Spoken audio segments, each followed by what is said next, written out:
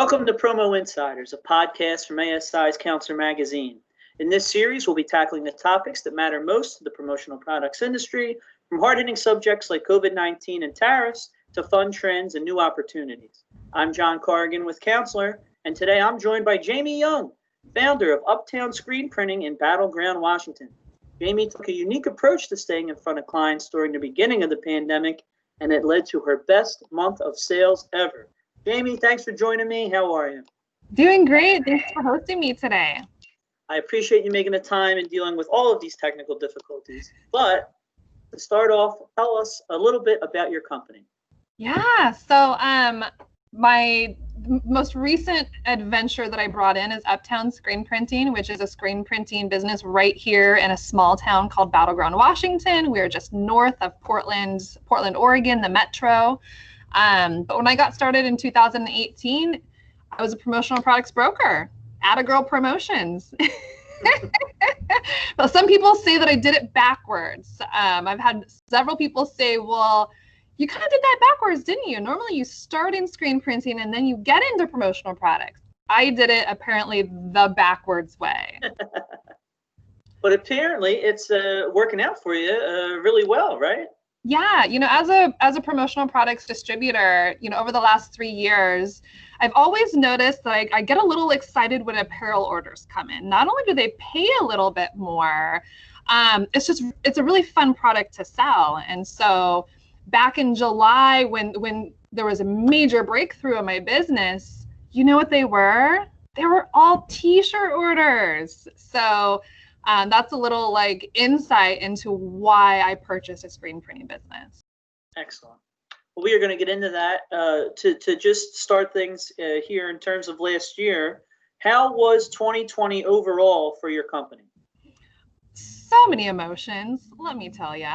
It was like a roller coaster, but I'm actually going to take you back to 2019, Q4. I actually made the decision to hire a speaking coach because I really had the desire to be able to explain what I do a little bit better to people in audience. I kept getting invited to speak at events in terms of what I call gift marketing, right?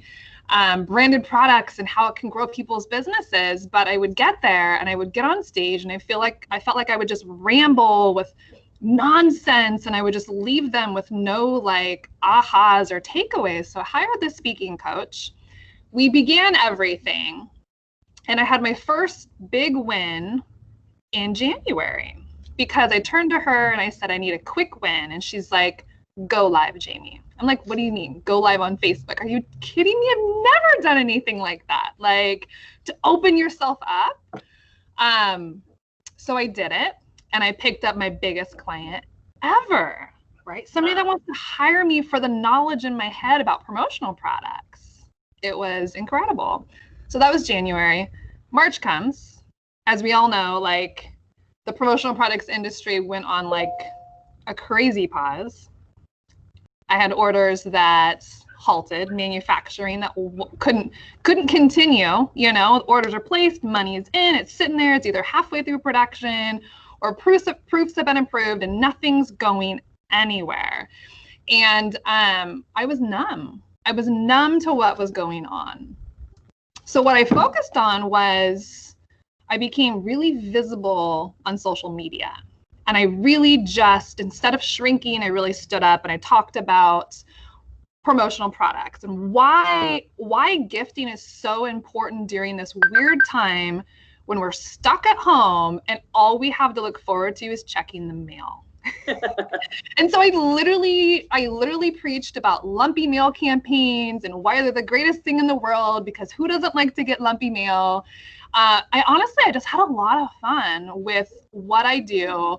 I had no sales coming in. I had nothing else to do than to sit and come up with creative ideas why people should consider gift marketing. And that went on for about 2 months. And then I finally turned to my husband in May and I said, honey, I got 6 weeks to make it. I'm gonna have to close my business because all these operational costs were just stacking and stacking and stacking and stacking. And the number one rule we made going into business was we never pull from our personal funds. I was running out of funds, man. I couldn't put any more on my business credit card. And so I dug deep for 6 weeks. I was super visible. All of a sudden, the phone was uncontrollably ringing from like the last week of June on. Wow. July was my biggest month ever. Then I just looked back, I increased it by another $6,000 in November. So the last 6 months of this pandemic, I had doubled my business over last year, and I'm ending at a higher gross sales than I did last year. So a lot of emotions to get there. It definitely showed up when I didn't want to show up. I really wanted to like put my cozies on, put the covers over my head for like 6 weeks. But the problem is that wasn't going to get me out of what was happening. And it was scarier is to go have to look for like a real job somewhere. Like, did they even exist? Not anymore. No, that's the problem. Oh, that might have been more than you're looking for, but there we go. Hard out. No, I'm glad. I mean, I do have a lot of questions based on that. My first thing is, when the speaking coach told you go live, what did you talk about on that Facebook, that first Facebook Live, thing that you did? Oh, wow.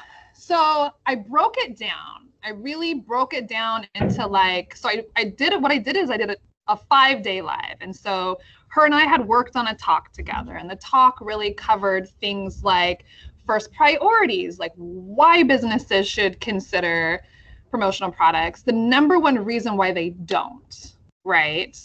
The reasons why they don't do anything. They don't know what's good for their brand. They don't think they can afford it. We just talked about all these pain points, but then I showed picture. Then I came up with ideas and suggestions. So taking that talk, splitting it up, covering facts about promotional products, opportunities that already exist for them. I think it was day 3 of that 5-day live where I got that message. Like, I need a strategy, Jamie, because I don't want to just be like, throw in cheap pens and sending them off to people. Like, is that going to make people like want to pick up the phone and call me? So, we're talking about like desk crummies. We're talking about things that make sense and showing up where you want your clients to think of you. Like, I'm B2B.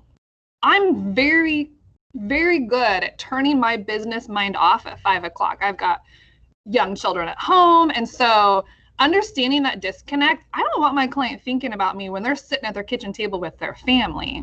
Right. Now, if I'm business to consumer, I'm a realtor, I'm a mortgage broker, that's where I do want to be remembered. So those are the kinds of conversations that I was having on these lives is close your eyes and visualize.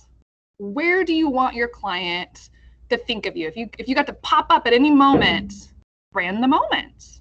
Yeah, that's awesome. That really is. And just the fact that, I mean, I'm sure you didn't imagine that somebody would reach out to you on that first initial live, right? I mean, that wasn't you're just trying to get your name out there, trying really to experiment with it.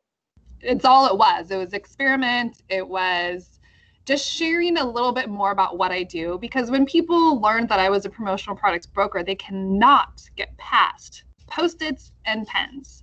They can't get past it. That's tremendous. So when you finally started getting these calls from people, was it that they had seen, I guess, you at different speaking engagements, and did they kind of reference that? It was one of two things. It was either they saw me live.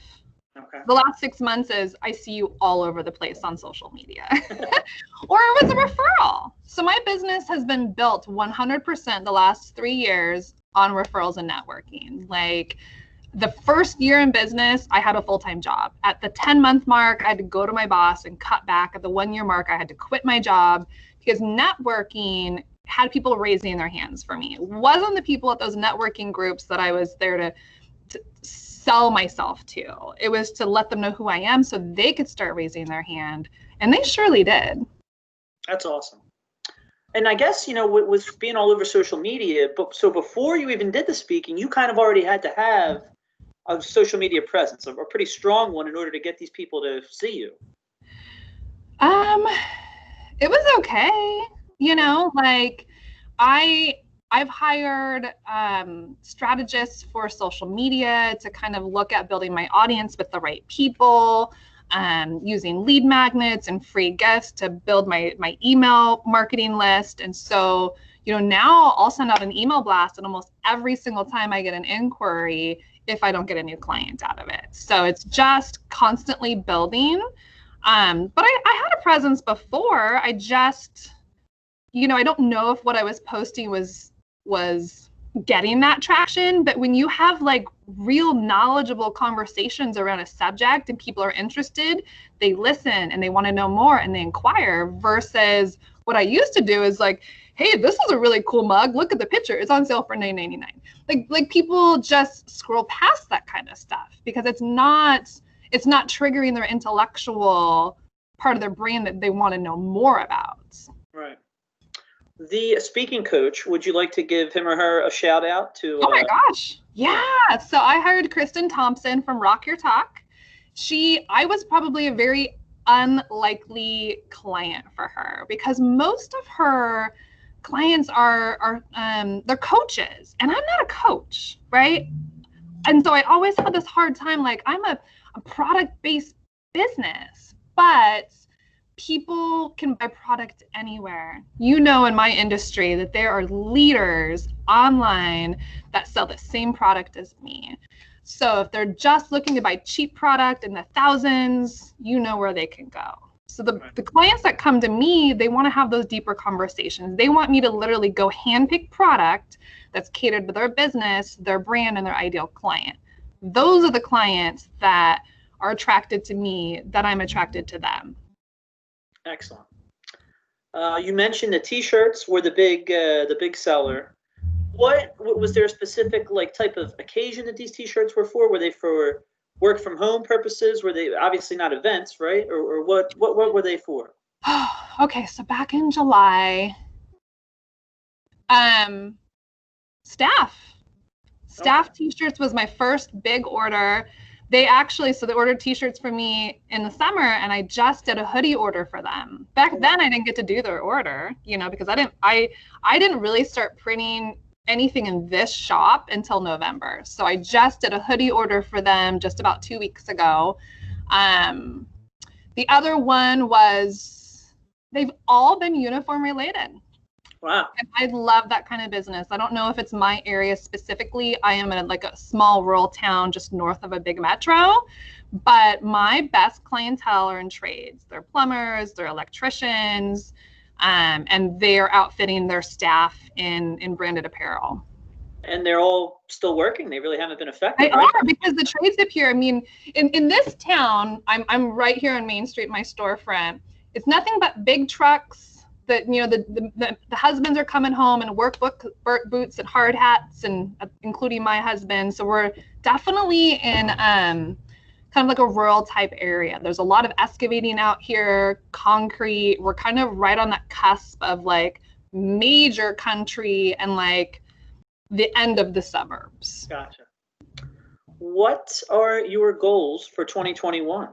Oh my gosh, I should know these, right?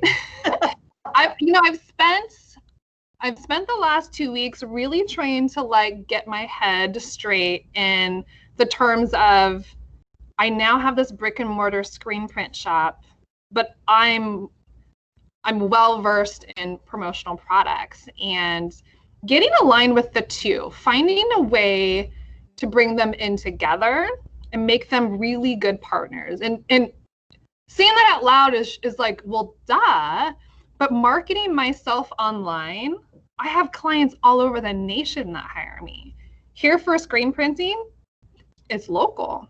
And so trying to wrap my head over the marketing of this local market and then my strategy clients, which are everywhere else. Well, it's that'll be a fun challenge for the year, I mean, you've got new opportunities now. Yeah, but also prospecting, getting back to picking up the phone like I did to build the promotional products business, now doing that for the screen printing business. Like I literally spent a good solid 2 hours yesterday picking up that phone. It's been since, I couldn't tell you how long since I've had to do that. So getting back to the roots of what worked to grow this business. As we wrap up here, what advice would you like to give fellow distributors, even fellow screen printers who, Q1, everybody is worried because PPE sales have flatlined. Trade shows and events are still really not coming back like we thought. You have found this completely different approach that has grown your business exponentially. What kind of advice would you like to give people who are going through a hard time right now? Really simple. Just show up. Just show up. Be visible. Be seen. Stay top of mind. That's what we teach our clients to do with promotional products. Do the same thing. Excellent. Jamie, I appreciate you taking the time and congratulations on all your success. Oh, thank you. I appreciate you. Thank you. Have a good one. You too. Bye-bye.